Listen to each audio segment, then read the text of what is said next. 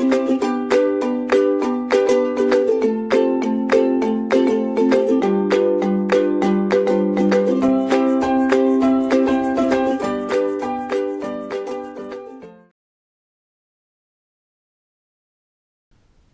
students, myself Dr. Pushpendra Kumar, working as Associate Professor and Head E-Content Division in Kite Group of Institution, Department of Pharmacy. In this video, I will be discussing the details about working and instrumentation of HPLC, that is High Performance Liquid Chromatography.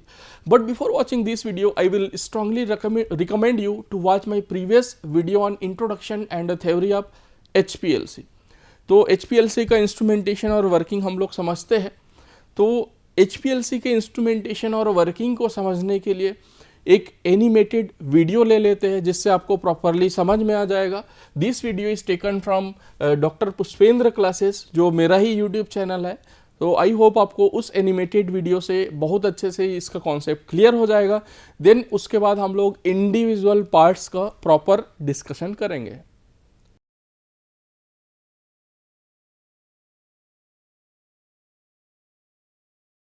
Hello friends, in this animation I am going to explain about instrumentation and the working of HPLC. Full name of HPLC is High Performance Liquid Chromatography. HPLC instrument is constructed by compiling different parts which are solvent reservoir which contains different solvents, HPLC pump, degasser which is attached with a vacuum pump, solvent mixing valve, sample injector. Next part is pre-column which is also known as guard column, and the length of this column is 2 to 10 cm and the internal diameter is 4 to 5 mm, usually 4.6 mm. Then analytical column, and the length of this analytical column is 10 to 30 cm, and again internal diameter of this analytical column is 4 to 5 mm, usually 4.6 mm. These analytical columns and the pre-columns are made up of stainless steel and filled with a stationary phase, and the commonly used stationary phase is ODS silica gel, and the common names of these columns are C18 columns. Next part is detector, and finally coming to the recorder. Now coming to the working of this HPLC instrument. So first we will start the HPLC instrument. Then all parameters will be entered by the help of available HPLC software, and these parameters are solvent ratio, flow rate, run time, type of elution, etc.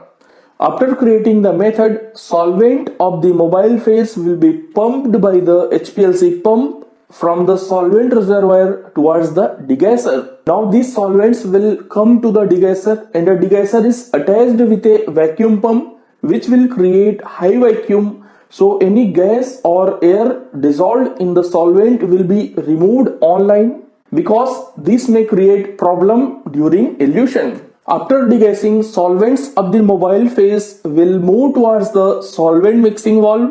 In the solvent mixing valve, mixing of the solvents takes place, which will help to produce uniform mobile phase. Now this mobile phase will run towards the pre-column or guard column.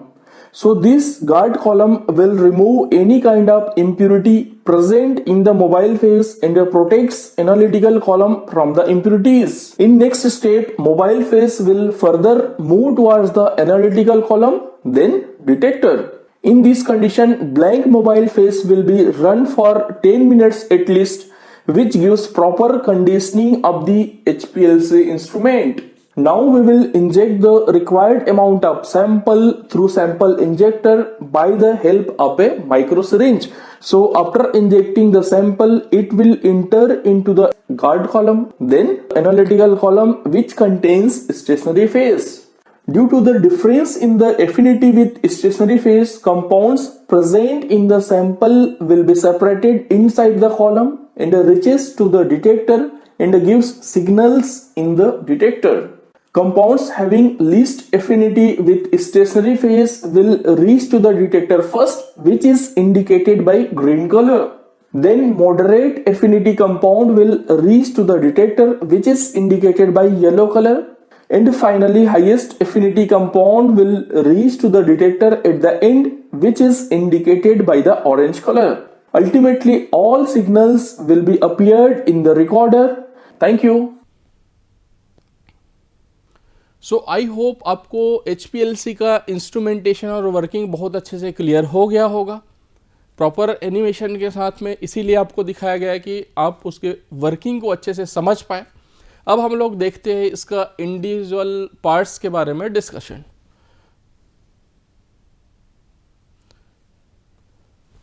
So first one is solvent reservoir. Solvent reservoir क्या होता है? Solvent reservoir होता है हमारा दो type का solvent reservoir होता है। First one is binary system, जिसमें सॉल्वेंट रिजर्वायर दो होते हैं। जो सॉल्वेंट एक्चुअली में बॉटल होता है, तो इसमें दो सॉल्वेंट रिजर्वायर होते हैं। और एक दूसरा हो जाता है हमारे पास क्वाटरनरी सिस्टम। तो क्वाटरनरी सिस्टम में हमारे पास 4 सॉल्वेंट रिजर्वायर होता है। इसमें 2 होता है, इसमें 4 होता है। अब यहाँ पर 2 या फिर 4 रिजर्वायर का क्या मतलब है? इसका मतलब ये है कि सिंपली हम लोग देखेंगे 2 रिजर्वायर है, जो आपका एनिमेशन था उसमें भी 2 ही दिखाया गया था। तो इस तरीके से मान लो ये 2 सॉल्वेंट रिजर्वायर है, तो इसमें से सॉल्वेंट आएगा और इसमें से सॉल्वेंट आएगा। मान लो ये हमारे पास रिजर्वायर 1 है, ये मान लो हमारे पास 2 है।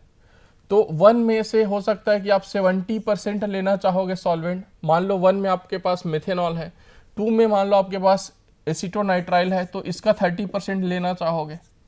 तो ऐसे भी पॉसिबल होता है। या फिर इसका 1 वाले का 80% ले रहे हो, 2 वाले का 20% ले रहे हो। जितना भी आप रेशियो दोगे उसके हिसाब से HPLC इंस्ट्रूमेंट उसको सेट कर देगा और उतना ही सॉल्वेंट वो आगे भेजेगा। अब इसी में हम लोग बात करते हैं क्वाटरनरी सिस्टम की। तो क्वाटरनरी सिस्टम में क्या होता है? यहाँ पर 4 सॉल्वेंट रिजर्वायर होता है। 4 सॉल्वेंट, ये 3rd हो गया और उसके बाद ये हो गया 4th, ये 4th। तो अब इस केस में क्या होगा? यहां पर 2 और आ गया। तो यहां पर मान लो फर्स्ट वाले से 10% ले रहे हो, सेकंड वाले से 20% ले रहे हो, थर्ड वाले से आप मान लो ये 30% ले रहे हो। तो 30 + 20 50 + 10 ये हो गया 60% टोटल, और फोर्थ वाले से आप 40% ले रहे हो। इस तरीके से टोटल सब मिला करके 100% हो गया। तो इसमें एक साथ आप 4 सॉल्वेंट यूज कर सकते हो और 4 सॉल्वेंट आकर के एक साथ मिक्स हो जाएगा और वो एज ए मोबाइल फेस काम करेगा और फर्दर कॉलम में जा करके उसका इल्यूशन बहुत अच्छे से हो जाएगा। हम लोग जनरली प्रीफर करते हैं 2 सॉल्वेंट का यूज़ करना, लेकिन कई बार 2 सॉल्वेंट से प्रॉपर सेपरेशन नहीं हो पाता है, तो हमको 3 या फिर 4 सॉल्वेंट भी यूज़ करना पड़ता है। ओके, यहाँ पर आपको क्वेश्चन आता है कि क्या हमारे पास 2 ही सॉल्वेंट रिजर्वायर है बट हम लोग उसमें 4 सॉल्वेंट यूज़ कर सकते हैं कि नहीं, या फिर करना चाहते हैं तो कर पाएंगे कि नहीं? तो यस, आप बिल्कुल कर पाएंगे। आपके पास 2 ही सॉल्वेंट रिजर्वायर है, मीन्स आपके पास बाइनरी सिस्टम है, तब भी आप ये क्वाटरनरी सिस्टम जैसा यूज़ कर सकते हैं। उसके लिए जस्ट आपको क्या करना है? उसके लिए आपको करना है कि ये जो भी प्रोपोर्शन है, मान लो हमने लिखा एक का 10% ऑफ ए है, 20% ऑफ बी है, 30% ऑफ सी है और 40% ऑफ डी है। तो उसमें आपको क्या करना है? स्टार्टिंग में ही एक बाहर में ही आप सॉल्वेंट बना लो और उस सॉल्वेंट में इसी रेशियो में आप मिक्स कर लो सॉल्वेंट को, और उस सॉल्वेंट को ए और बी में सिमिलर सॉल्वेंट फिल कर दो। तो अल्टीमेटली इस चारों का मिक्सचर रहेगा और बाद में भी जाकर के वो मिक्सिंग ही तो हो रहा है, तो आप उसको पहले से ही मिक्स कर लो। ए और बी में यही जो मिक्सर है, सेम मिक्सर ए में भी फिल कर दो और बी में भी फिल कर दो, क्योंकि आपके पास बाइनरी सिस्टम है। तो ए का उसके बाद 50% दे दो, बी का 50% दे दो, तो सॉल्वेंट तो वही है। इसका मान लो 1 ml पर मिनट का फ्लो रेट है आपका, तो इधर से 0.5 ml आ जाएगा ए वाले रिजर्वायर से, बी वाले से 0.5 ml, दोनों 1 ml हो गया और दोनों सॉल्वेंट तो सेम ही है। तो अल्टीमेटली आपको उसका मिक्सर मिल जाएगा। इसमें क्या होगा? आपने पहले से ही मिला लिया HPLC में जाने के पहले, और ये जो क्वाटरनरी सिस्टम है उस कंडीशन में आपका क्या होगा? मिक्सिंग क्या होता है, जो HPLC मिक्सर है वहीं पर जाके होगा। तो इसमें कोई डिफरेंस नहीं, मतलब उतना ज़्यादा डिफरेंसेस नहीं आएंगे। इसमें क्या होगा? आपने सॉल्वेंट ज़्यादा बना लिया तो हो सकता है सॉल्वेंट वेस्ट हो जाए और उसमें जितना यूज़ होना है उतना ही यूज़ होता है, बस यही चीज़ है। बट आपके पास बाइनरी है तो उसको एज ए क्वाटरनरी भी आप यूज़ कर सकते हो, there is no problem. Next, solvent will flow through a tube made up of PTFE। तो जो सॉल्वेंट फ्लो हो रहा था, जो आपने एनिमेशन देखा कि ऐसे करके आ रहा था, वो सॉल्वेंट जिस पाइप से आ रहा था वो PTFE का होता है। PTFE का फुल फॉर्म होता है पॉलीटेट्राफ्लोरोइथाइलीन। इसको सिंपल वर्ड में बोलते हैं हम लोग टेफ्लॉन। टेफ्लॉन सबको पता होगा, टेफ्लॉन का पाइप यूज होता है उसमें। Internal diameter of this tube is 1/8 inch. Sometimes tube contains stainless steel filter of 2 micrometre pore size. तो इसका जो इंटरनल डायमीटर होता है जो पाइप का, उसका 1/8 इंच होता है। कई बार उसमें क्या होता है, स्टेनलेस स्टील का फिल्टर होता है, जिससे सॉल्वेंट में जो भी इम्प्योरिटी यदि प्रेजेंट होगा वो फिल्टर आउट हो गया। Although we are always using HPLC grade solvent, but वहाँ पर 2 माइक्रोमीटर का फिल्टर होता है, तो उसमें कोई भी इम्प्योरिटीज आ रहा है, फिर रिजर्वायर में कोई इम्प्योरिटी हो रहा है, जो आ रहा होगा वहाँ पर, तो वहीं पर रुक जाता है, तो वो बहुत फायदेमंद होता है। Next point is HPLC grade solvents। तो HPLC grade solvents are used in highly pure। HPLC grade solvent हम लोग यूज करते हैं जो हाईली प्योर होता है। अब हमारे पास या तो फिल्ट्रेशन यूनिट होना चाहिए, मान लो वाटर को एज ए सॉल्वेंट यूज कर रहे हैं, बिकॉज नाउ अ डेज जो भी HPLC यूज होता है वो RP-HPLC होता है, रिवर्स फेस HPLC, जिसमें हम लोग ODS सिलिका जेल या फिर C18 कॉलम का यूज करते हैं। ये कॉलम जो है हमारा C18 कॉलम है, ठीक है। तो ये जो हमारा HPLC ग्रेड सॉल्वेंट है, मान लो वाटर को एज ए सॉल्वेंट यूज करना है, तो 0.45 micrometre filtered by Millipore filtering for HPLC water. तो हम लोग अपने लेबोरेटरी में ही एक सेटअप लगा देते हैं। उस सेटअप में क्या होता है, उस सेटअप में 0.45 माइक्रोमीटर का फिल्टर लगा हुआ होता है, जो वाटर को फिल्टर कर देता है, और फिल्टर करने के बाद वो HPLC ग्रेड का वाटर बन जाता है। तो हम लोग को एक बार कॉस्ट तो थोड़ा सा ज़्यादा आता है वो पर्टिकुलर इंस्ट्रूमेंट लगाने में, बट उसके बाद हमें HPLC ग्रेड का वाटर जब भी चाहिए होगा हम लोग प्रोड्यूस कर लेंगे। Next one is degasser. It is use for removal of gases dissolve in the solvent. तो डिगैसर क्या होता है, मान लो हमारे पास सॉल्वेंट होगा, उसमें कुछ गैसेस इंट्रैप्ड रहते हैं, डिजॉल्व रहते हैं, तो उनको रिमूव करने का जरूरत होता है ताकि हमारा रिजल्ट बेस्ट पॉसिबल वे में आ पाए। जो आपने एनिमेशन में भी देखा होगा कि ऐसे गैसेस वहाँ पर के खींच करके ऐसे बाहर निकाल रहे थे, तो उसी को बोलते हैं डिगैसर। तो डिगैसर का काम होता है कि जो भी सॉल्वेंट में गैसेस डिजॉल्व होते हैं उसको वैक्यूम पंप के थ्रू खींच करके बाहर निकालना। Next one is solvent mixing valve. It is use for mixing of the solvent. तो आपने एनिमेशन में ये भी देखा होगा कि जो सॉल्वेंट मिक्सिंग वॉल्व था वो क्या हो रहा था, सॉल्वेंट को मिक्स कर रहा था। 2 सॉल्वेंट है उसको आपस में मिक्स कर ले रहा था, या फिर 4 सॉल्वेंट होगा उसको भी आपस में मिक्स कर देगा, तो उससे प्रॉपर मिक्सिंग हो जाएगी। बट हम लोग ये बाइनरी सिस्टम को मान लो क्वाटरनरी बना रहे हैं, तो वही चीज़ हम लोग यहाँ पर करने की बात कर रहे थे। तो यहाँ पर भी हमने मिक्स किया हुआ होगा और बाइनरी सिस्टम होगा, तो ये सॉल्वेंट मिक्सिंग वॉल्व में जा करके वो वापस से और अच्छे से मिक्स हो जाएगा। जितना ज़्यादा मिक्स करोगे उतना अच्छा है, उसमें कोई प्रॉब्लम नहीं है।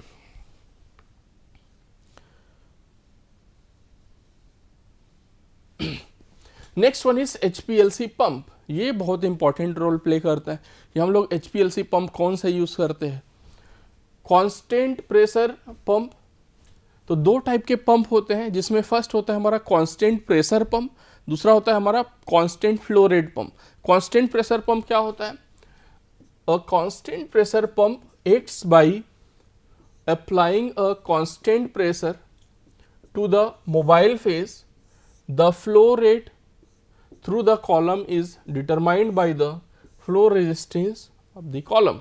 तो कांस्टेंट प्रेशर पंप में क्या होगा, मान लो ये हमारे पास कॉलम है, इस कॉलम में हमने कोई कांस्टेंट प्रेशर अप्लाई किया। प्रेशर मान लो हमने 1000 PSI का अप्लाई कर दिया इस पे, और ये जो कॉलम है हमारा नया है, तो 1000 PSI में तो उसका फ्लो रेट हो सकता है सही जाएगा, कोई दिक्कत नहीं है। बट ये कॉलम जैसे कि पुराना हो गया है, तो इसमें कुछ ब्लॉकेज आ गया होगा, कुछ इम्प्यूरिटीज में भी प्रेजेंट हुआ होगा, या फिर कुछ ना कुछ उसका जो पोर्स का जो साइज है अंदर में इंटर पार्टिकल स्पेसेस है वो हो सकता है कम होगा कुछ। तो उस ब्लॉकेज के कारण 1000 psi का प्रेशर लगाएंगे तो सफिशिएंट या फिर यूनिफॉर्म फ्लो रेट नहीं देगा, लेकिन हमें आइडियली चाहिए uniform flow rate, uniform pressure नहीं चाहिए।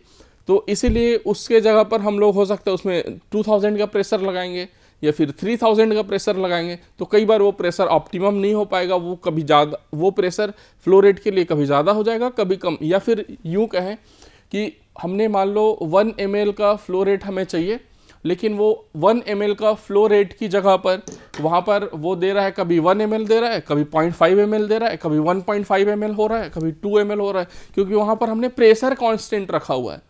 तो प्रेशर कांस्टेंट रखना उतना फ़ायदेमंद नहीं होता है, बट ये एक टाइप का पंप होता है जो हम लोग यूज़ कर सकते हैं, बट नाउ डेज ये उतना ज़्यादा यूज़ नहीं होता है। कौन सा यूज़ होता है? ये वाला यूज़ होता है, constant flow rate pump. Constant flow rate pump में क्या होता है, जो हमारे पास पंप होता है उसका जो फ्लो रेट है वो कांस्टेंट रखता है। फिर से मैं ये एग्जांपल लूँगा कि ये हमारे पास कॉलम है, अब ये कॉलम मान लो पुराना है, इसमें कुछ ब्लॉकेज है, तो स्टार्टिंग में हो सकता है हमने दिया है कि 1 ml पर मिनट का हमें फ्लो रेट चाहिए। अब इसमें प्रेशर हमने लगा दिया, प्रेशर लगाने के बाद में वो मान लो 1000 psi का प्रेशर है और वो 1 ml का फ्लो रेट दे रहा है, लेकिन अचानक से वहाँ पर कुछ ऐसा टाइट पैकिंग सा आ गया जहाँ पर वो 1 ml का फ्लो रेट मेंटेन नहीं हो पा रहा है। तो 1000 psi का जो प्रेशर है उसको और ज़्यादा प्रेशर लगा देगा। हो सकता है 2000 psi लगा दे, 3000 psi लगा दे, अल्टीमेटली इतना प्रेशर लगा देगा कि 1 ml पर मिनट का फ्लो रेट मेंटेन हो जाए उसमें। ठीक है, तो ये हमारे ज़्यादा काम का है। तो वो डिपेंड करता है कि कौन सा कॉलम है, पुराना है या फिर नया है, उसके अकॉर्डिंगली क्या होगा, प्रेशर वेरिएबल होता है लेकिन फ्लो रेट को कांस्टेंट कर देता है। तो ये सबसे ज़्यादा यूजफुल होता है और इसी को हम लोग यूज़ कर देते हैं, कांस्टेंट फ्लो रेट पंप को।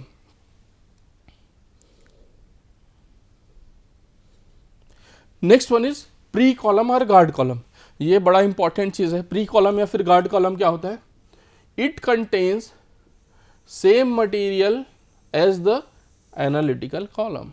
ठीक है, जो एनालिटिकल कॉलम है उसके जैसा सेम ही मटेरियल होता है। And as its name suggest pre column, as its name suggest pre column या फिर गार्ड कॉलम का क्या होता है, गार्डिंग करना है। जो हमारे पास एनालिटिकल कॉलम है उसका गार्डिंग करना है। ये आप लोग यहाँ पर देख रहे होंगे, मेरे पास 2 कॉलम है हाथ में। तो गार्ड का काम क्या होता है, जैसे कि आप चेस खेलते हो, शतरंज, तो उसमें पीछे क्या होता है, पीछे आपके पास किंग होता है, क्वीन होता है, जो भी बड़े जो भी होते हैं, हाथी, घोड़ा, ऊंट, कैमल, पता नहीं क्या क्या होते हैं, लेकिन सामने में क्या रहते हैं, प्यादे रहते हैं। तो सामने से कोई आता है तो मरता कौन है, प्यादा मरता है। तो वैसे ही ये प्यादा जैसा ही काम करता है, गार्डिंग का काम करता है। इसमें से पहले जो भी हमारे पास मोबाइल फेस होगा या फिर कुछ भी इंजेक्ट करेंगे तो सबसे पहले इस गार्ड कॉलम से होकर के जाएगा। इसका क्या होता है, इसका हाइट भी छोटा होता है और इसमें जो इसका जो कॉस्ट है वो भी कम होता है। तो खराब होगा कुछ भी, हमारे पास उल्टा सीधा चीज़ हमारा इंजेक्ट हो गया तो खराब होगा, तो पहले क्या होगा, ये हमारा गार्ड कॉलम खराब होगा, इसमें से होकर के इम्प्यूरिटीज या जो भी है इसमें रुक जाएंगे और एनालिटिकल कॉलम हमेशा बचा रहेगा और इसकी लाइफ बढ़ जाएगी। एनालिटिकल कॉलम का कॉस्ट काफ़ी ज़्यादा होता है, 35 to 40,000 का आता है, जबकि गार्ड कॉलम उसके कंपैरिजन में काफ़ी सस्ता होता है। तो जो भी खराबी होगा या फिर जो भी दिक्कत होगा वो पहले गार्ड कॉलम में होगा, क्योंकि इसका गार्डिंग का काम है। सिंपली कहीं आपने सिक्योरिटी गार्ड्स रखे हुए हैं तो कहीं पर से कुछ भी हमला होता है तो कौन सामने में कौन रहता है, गार्ड रहता है, तो वो रोकता है, जो हमलावर है उसको रोकता है, और हमलावर भी उसको गोली चलाएगा तो सबसे पहले गार्ड को ही गोली लगती है। तो आई होप गार्ड कॉलम का काम आपको समझ में आ गया होगा। इसका इंटरनल जो डायमीटर होता है 4 to 5 mm होता है, आइडियली 4.6 mm होता है। जो नॉर्मल एनालिटिकल का कॉलम होता है वही वाला। ठीक है, नेक्स्ट लेंथ 2 to 10 सेंटीमीटर। जो गार्ड कॉलम है उसका लेंथ 2 to 10 सेंटीमीटर होता है। अब हम लोग बात करते हैं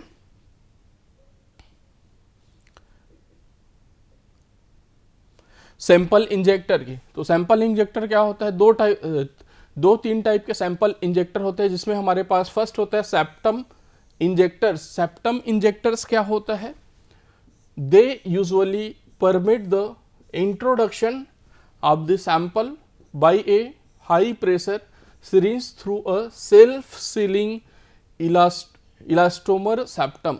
तो सेप्टम इंजेक्टर में क्या होता है, एक टाइप का सेप्टम होता है और इंजेक्टर को जब हम लोग इंजेक्ट करते हैं, मान लो ये हमारे पास ये इंजेक्टर है, ये पेन एक इंजेक्टर का काम करता है। तो ये सेप्टम इंजेक्टर में क्या होता है, ये जाता है और इस तरीके से ऐसे सील हो जाता है, और सील होने के बाद उसको हम लोग इंजेक्ट कर देते हैं सैंपल को, और ये जब बाहर निकलता है ऐसे करके इंजेक्टर, तो ये वापस से ऑटो सीलिंग हो जाती है। यहाँ पर वो रबर का इलास्टोमर का बना होता है सेप्टम, इसीलिए। ठीक है, तो ये एक टाइप हो गया हमारे पास इंजेक्टर का। दूसरा टाइप क्या होता है, स्टॉप फ्लो सेप्टमलेस इंजेक्शन। तो स्टॉप फ्लो सेप्टमलेस इंजेक्शन क्या होता है, the flow of the mobile phase through the column is stopped for a while, and when the column reaches an ambient pressure, the top of the column is opened and the sample is introduced at the top। तो यहाँ पर आप देख रहे हैं कि यहाँ पर मेरे हाथ में एक कॉलम है। अब इसमें हम लोग इस इंजेक्टर का यूज़ करेंगे, तो कॉलम में पहले मोबाइल फेस जा रहा होगा, ऊपर से मोबाइल फेस जा रहा होगा, तो उसमें क्या करेंगे, उसमें हम लोग करेंगे पूरा प्रेशर जनरेट हो जाएगा, तो उसका जो टॉप है उसको ओपन करेंगे। यहाँ पर एग्जैक्टली यहीं पर ओपन नहीं करते, वहाँ पर इंजेक्शन का अलग से पोर्ट होता है, और यहाँ पर हम लोग फिर अपना सैंपल इंजेक्ट कर देंगे। सैंपल इंजेक्ट करने के बाद इसको फिर क्लोज करेंगे और वापस से मोबाइल फेस का जो फ्लो है वो चलने लगेगा। तो यही होता है हमारा stop flow septumless injection. Next one is micro volume sampling valve. तो माइक्रो वॉल्यूम सैंपलिंग वाल्व क्या होता है, modern HPLC frequently make use of this valve which gives good precision and auto injection option. तो जो modern HPLC instrument आ रहा है उसमें क्या हो रहा है, आज की डेट में ऑटोमेटिक सैम्पलिंग का ज़माना है। बहुत सारी मैनुअल चीज़ें क्या हो जा रही है, आउटडेटेड हो जा रही है। तो जब भी ऑटोमेटेड सैम्पलिंग करना होता है, उस केस में हम लोग माइक्रो वॉल्यूम सैम्पलिंग वॉल्व्स का यूज़ करते हैं। उसमें ऑटोमेटिक सिरिंज होता है, वो वहाँ पर से जो हमारे पास सैम्पलिंग वायल्स होते हैं, वहाँ पर से पर्टिकुलर चीज़ को, पर्टिकुलर सैंपल को ले लेता है और वो ऑटोमेटिकली इंजेक्ट कर देता है। ठीक है, तो ऑटोमेटिक जब होगा मशीन से, ठीक है, तो वो प्रेसिजन भी उसका हाई होता है और एक्यूरेसी भी हाई होता है।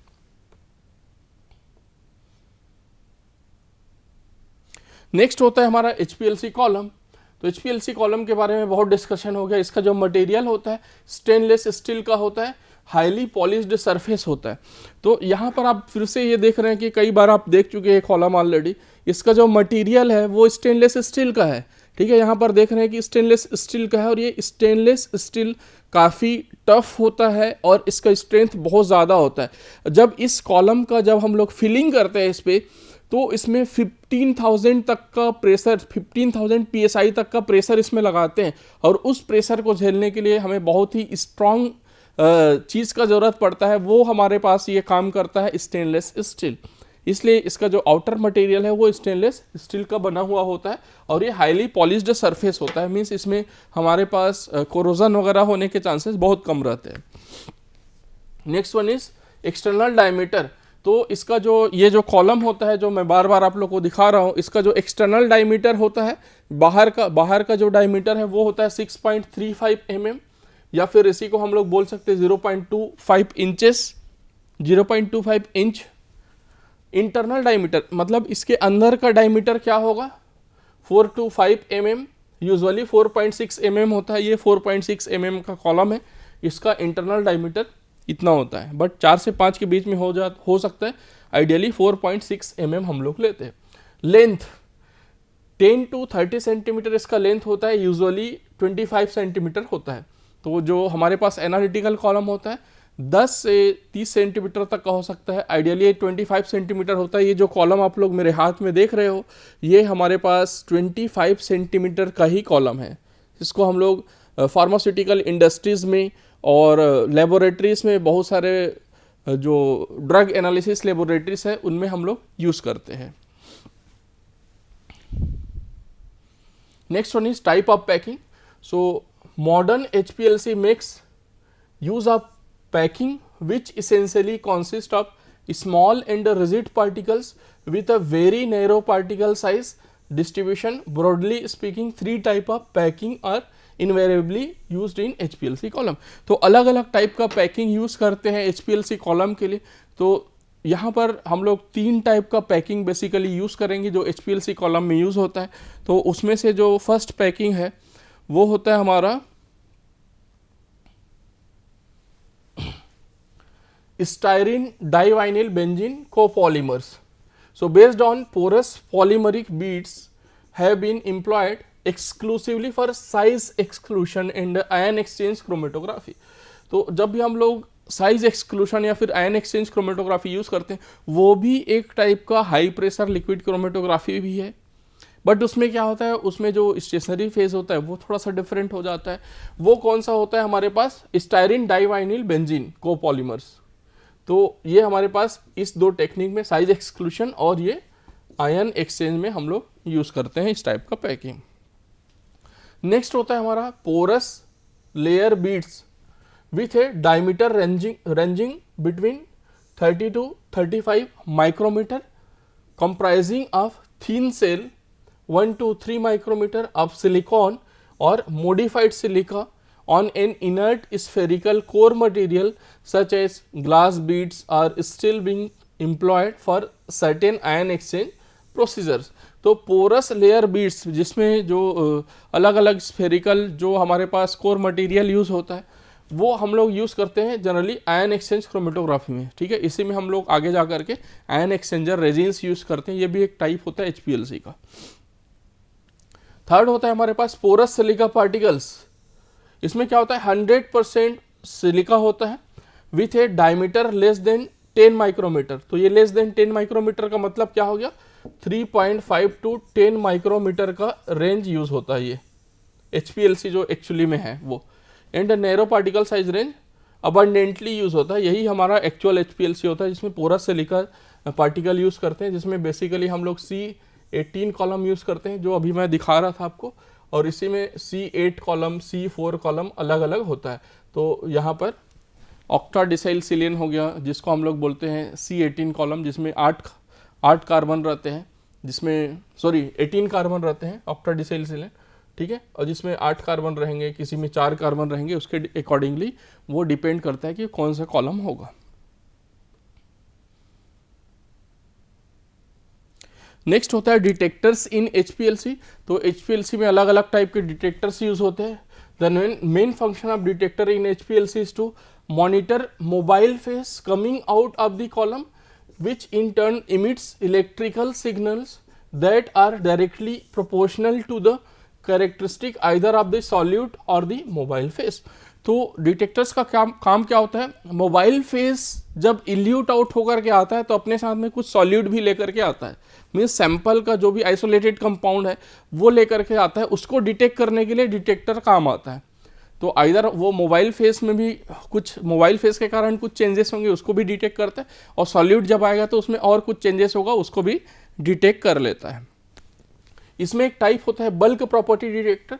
उनका काम क्या होता है, specifically measure the difference in some physical properties of the solute. Solute के फिजिकल प्रॉपर्टीज का जो डिफरेंसेस है उसको मेजर करने का काम करता है।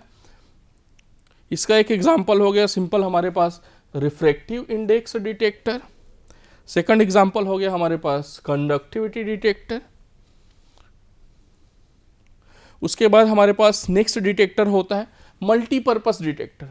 मल्टीपर्पस डिटेक्टर मीन्स यहाँ पर अलग अलग टाइप के डिटेक्टर एक साथ हम लोग मिक्स कर देते हैं। इसी का एक एग्जांपल होता है Perkin Elmer 3D system. Perkin Elmer 3D system में क्या होता है, इसमें यूवी एब्जॉर्प्शन, फ्लोरोसेंस और कंडक्टोमेट्री डिटेक्शन, ये तीनों इंस्ट्रूमेंट को एक साथ कंबाइन करके रख देते हैं। तो यूवी का डेटा भी दे देगा, मीन्स यूवी का पिक दे देगा, फ्लोरोसेंस का भी पिक दे देगा, और कंडक्टोमेट्री के हिसाब से भी वो रिजल्ट दे देगा। तो एक साथ 3 रिजल्ट तो ये काफ़ी वर्सेटाइल हो जाता है। Next detector is electrochemical detectors. तो इसमें इलेक्ट्रोकेमिकल मेथड्स यूज करते हैं। इलेक्ट्रोकेमिकल मेथड्स क्या होते हैं? एम्पेरोमेट्रिक हो गया, कॉलोमेट्रिक डिटेक्टर हो गया। तो ये सारे डिटेक्टर भी हम लोग HPLC के साथ अटैच कर देते हैं और ये इस तरीके से अपना सिग्नल दे देते हैं। तो जो भी सॉल्यूट प्रेजेंट होगा उसका हमें पता चल जाता है, क्वांटिटी भी। नेक्स्ट जो डिटेक्टर है वो होता है हमारा HPLC में मास स्पेक्ट्रल डिटेक्टर, जिसको हम लोग बोल देते हैं LC-MS, जो हाइफेनेटेड टेक्निक है। इसका मास स्पेक्ट्रल डिटेक्टर क्या होता है, हमने GC में भी डिस्कस किया हुआ था। इसका सेंसिटिविटी बहुत ज़्यादा होता है, हर तरीके के कंपाउंड को डिटेक्ट करने के काम होता है। मीन्स जो भी हमारे पास कंपोनेंट है उसका सीधा मास स्पेक्ट्रा दे देता है, उसका मोलिकुलर वेट डिटरमाइन करके दे देता है। तो काफ़ी यूजफुल होता है।